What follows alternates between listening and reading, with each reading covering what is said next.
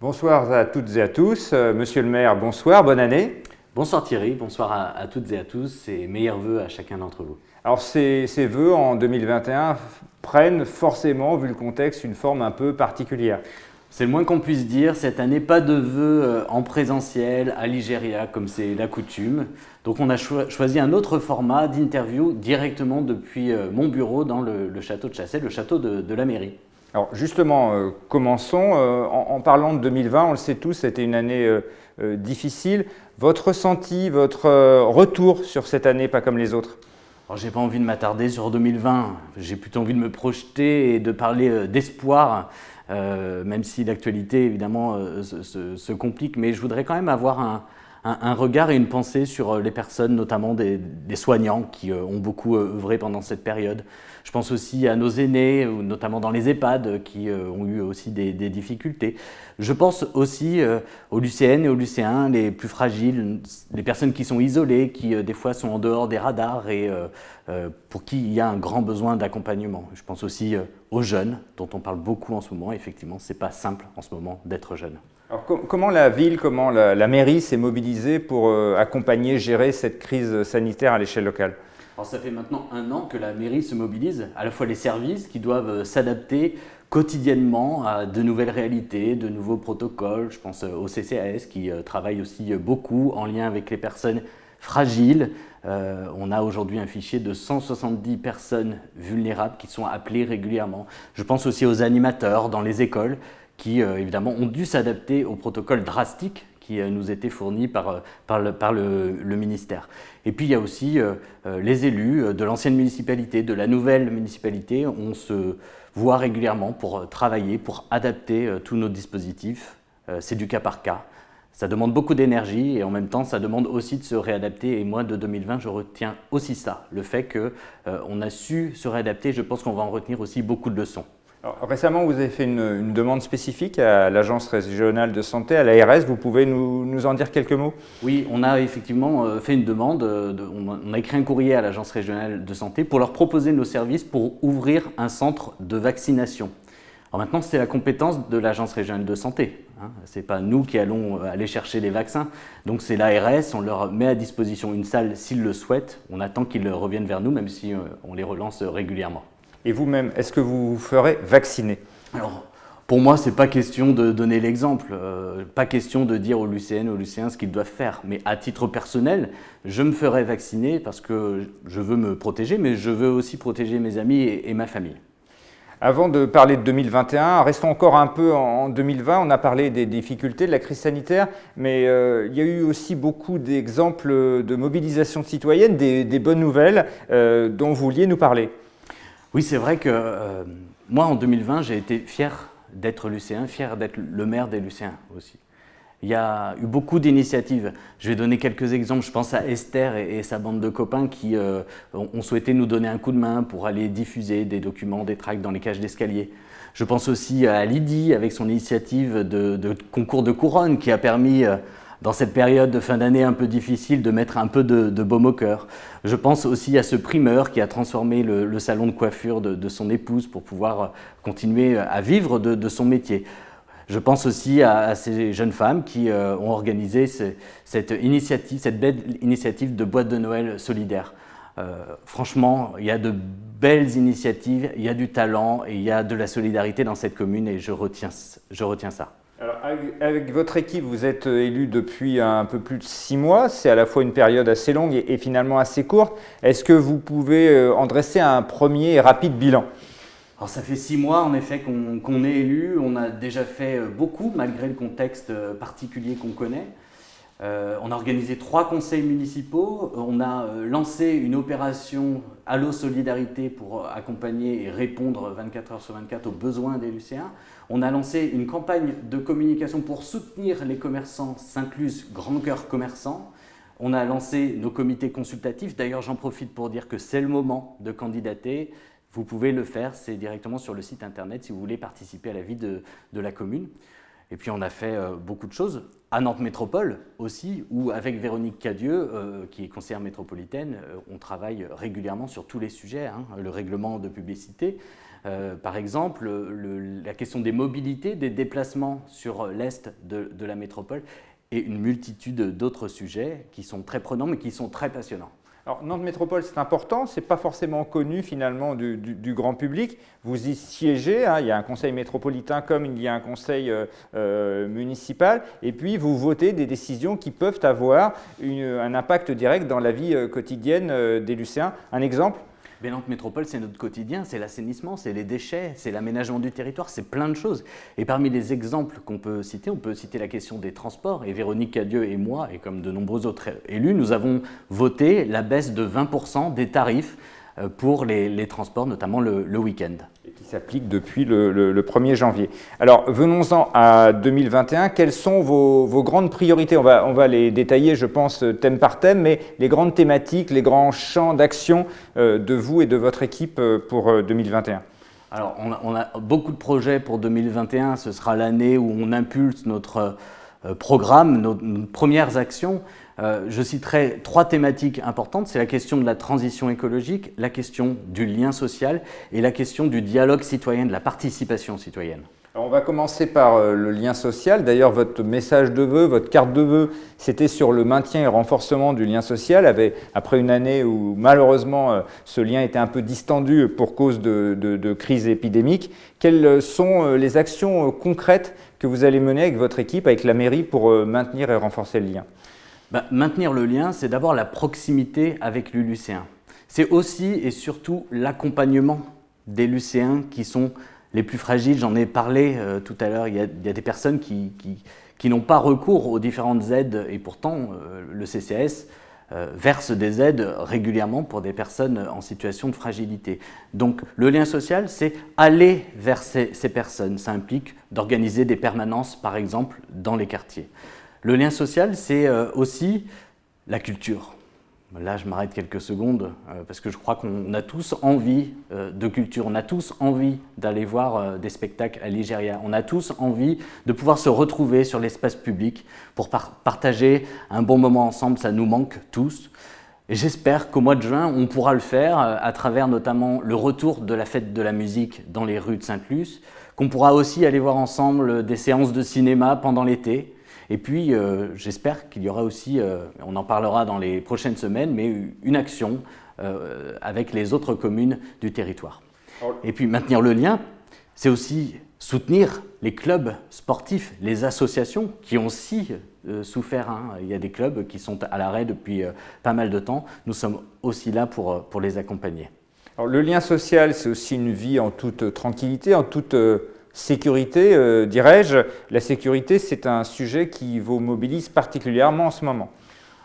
Moi, je voudrais qu'on s'arrête effectivement quelques secondes sur ce sujet de la sécurité, qui est un sujet important sur lequel la municipalité est engagée, impliquée. C'est tout à fait compréhensible que les lycéens aient envie d'être dans un cadre de vie, dans un quotidien sûr, dans lequel on se sent en sécurité. Mais ce que je voudrais dire, c'est que la préservation des biens et des personnes, c'est avant tout la compétence de l'État. Et c'est pour ça d'ailleurs qu'avec Martine Auger, ma collègue maire de Thoiry, nous avons écrit un courrier au ministre de l'Intérieur, Gérald Darmanin, pour le solliciter et lui demander de mettre davantage de moyens dans la gendarmerie de Sainte-Luce-Thoiry. Pourquoi je dis ça ? Parce qu'aujourd'hui, les moyens de la gendarmerie de Sainte-Luce et de Thoiry sont à niveau constant depuis des années, alors même que la population de Sainte-Luce et de Thoiry ont augmenté. Donc aujourd'hui, si on veut que la gendarmerie assure ses missions de sécurité des biens et des personnes, il faut renforcer les moyens. Nous, on mise sur l'humain. C'est important, on mise sur l'humain. C'est pour ça d'ailleurs que notre première action, ça a été de recruter un 6e policier municipal. Et puis à partir du 1er février, les horaires sont étendus jusqu'à 20h pour notamment assurer la sécurité de la sortie des commerces. C'était une demande forte et on la comprend tout à fait. Et j'aimerais simplement faire un peu de pédagogie pour expliquer la différence entre la gendarmerie et la police municipale. La gendarmerie, elle est là pour assurer la sécurité des personnes et pour enquêter, pour mener des recherches. La police municipale, elle est là en accompagnement, mais elle est surtout là pour avoir un rôle de proximité, de lien direct avec la population et puis de prévention. Et ce qui est important, c'est de renforcer de travailler ensemble, de renforcer les liens entre la ville et la gendarmerie. Et j'observe que depuis 6 mois, on travaille main dans la main, même s'il y a évidemment des progrès à faire. Poursuivons notre panorama de 2021. On le voit, beaucoup d'actions de proximité basées sur l'humain, le lien social. Néanmoins, vous allez aussi travailler sur le bâti, les équipements publics. Exactement. On va consacrer une partie du budget d'investissement, plusieurs millions, sur la réhabilitation énergétique. J'y reviendrai, c'est fondamental parce qu'aujourd'hui, nos bâtiments sont vieillissants et à force souvent de construire des bâtiments, on en oublie notre propre patrimoine qui est le patrimoine communal, le patrimoine du bien commun. Et donc, on va consacrer de l'énergie, c'est le cas de le dire, sur notamment la réhabilitation de l'hôtel de ville où là, on a une passoire énergétique. Moi, en tant qu'employeur, je ne peux pas accepter que certains agents aient leur bureau à 39 degrés l'été. Donc, on va travailler sur ce sujet-là. On va le faire aussi pour la restauration scolaire du centre-ville, qui a besoin de rénovation. On va le faire aussi pour l'accueil périscolaire, pour lequel il y a la toiture à changer, il y a l'isolation à faire. Et puis, il y a encore d'autres projets. Je pense bien sûr au terrain de football, où là, on est en train de faire les études. Il faut passer par la case études et notamment savoir où se situe la nappe phréatique. On espère que un nouveau stade. Un nouveau terrain de foot, oui. Donc on espère que ce terrain pourra se faire en 2022. Et puis par ailleurs, on va lancer bien sûr les études pour le futur groupe scolaire de l'Est de la commune.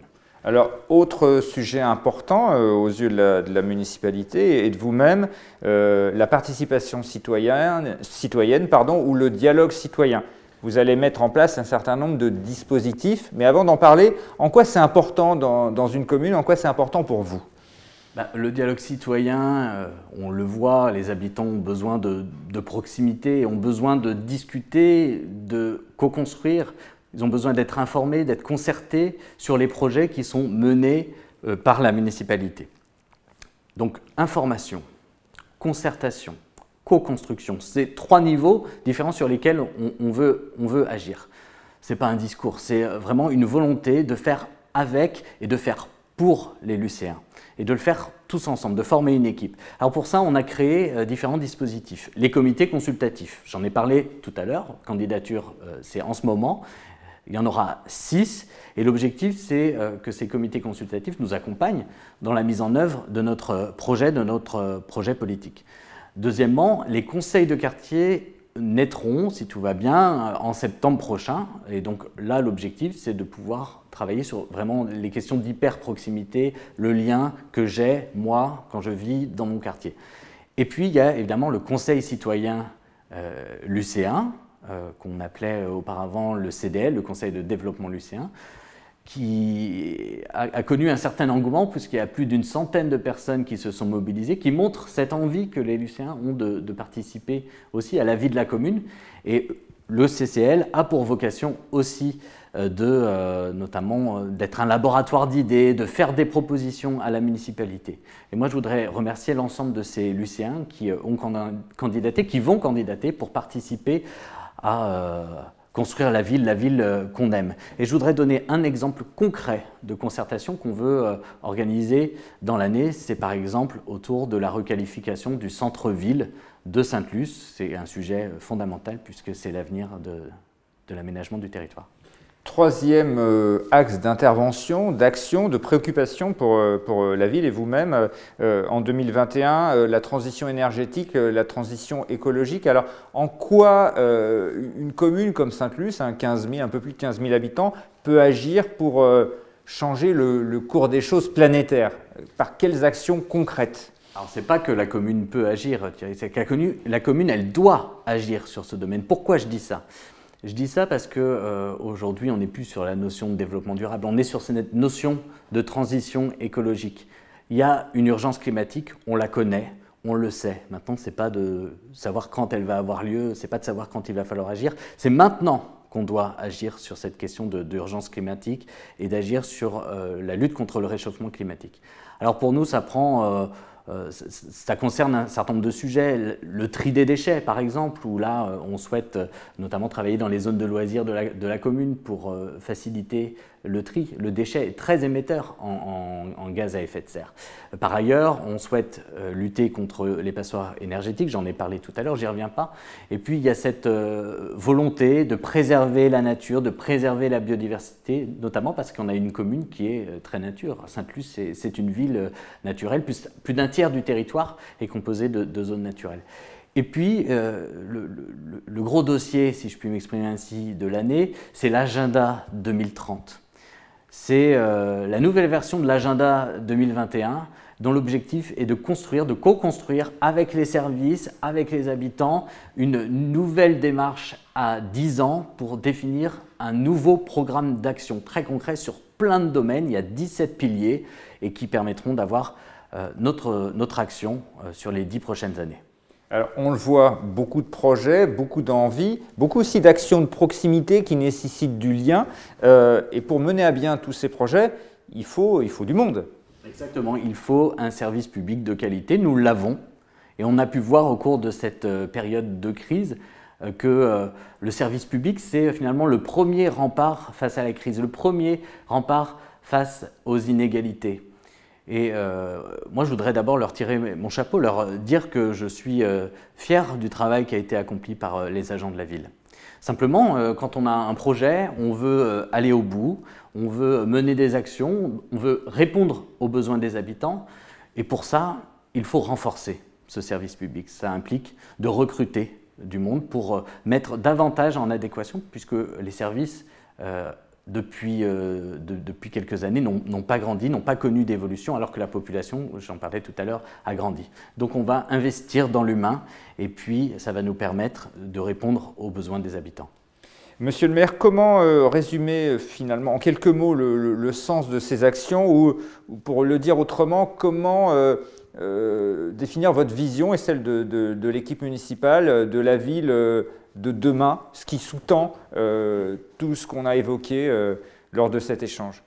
Vous savez, j'ai 35 ans, je suis lycéen depuis 35 ans, j'aime cette ville que je fréquente depuis toujours et je crois qu'on est tous attachés à cette commune qui est une commune nature, qui évolue, elle a beaucoup grandi au cours des dernières années et Sainte-Luce va encore beaucoup grandir dans les prochaines années, il faut aussi le dire. Donc ce qu'il nous faut, c'est accompagner ce changement, mais surtout avoir à l'esprit qu'on doit garder le cadre de vie, qu'on doit respecter la biodiversité, la nature, qu'on doit répondre aux grands défis de demain sur notamment l'environnement et puis accompagner les lycéens, les plus jeunes, dans leur vie, notamment dans l'accompagnement de leur citoyenneté. C'est ça la ville qu'on veut, c'est ça la ville qu'on a, et c'est ce à quoi on aspire tous. Le temps des vœux, c'est aussi le temps des remerciements. Vous en avez, je crois, ce soir, quelques-uns à formuler. Des remerciements un peu classiques. D'abord, remerciements aux services de la ville qui nous ont accompagnés depuis 6 mois. Remerciements à l'équipe municipale, tout le conseil municipal qui fait un travail conséquent depuis 6 mois et qui se joignent à moi pour vous adresser nos meilleurs vœux.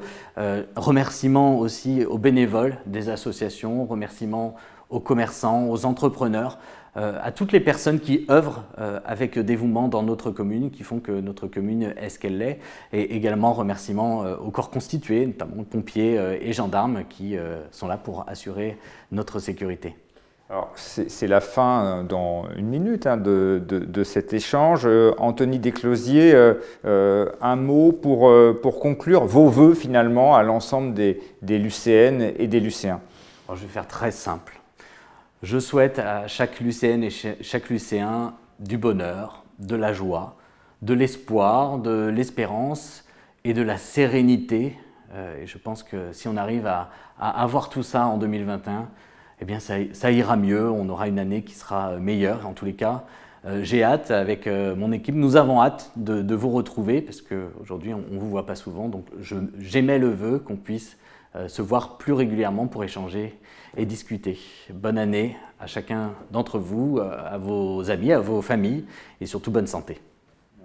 Merci beaucoup.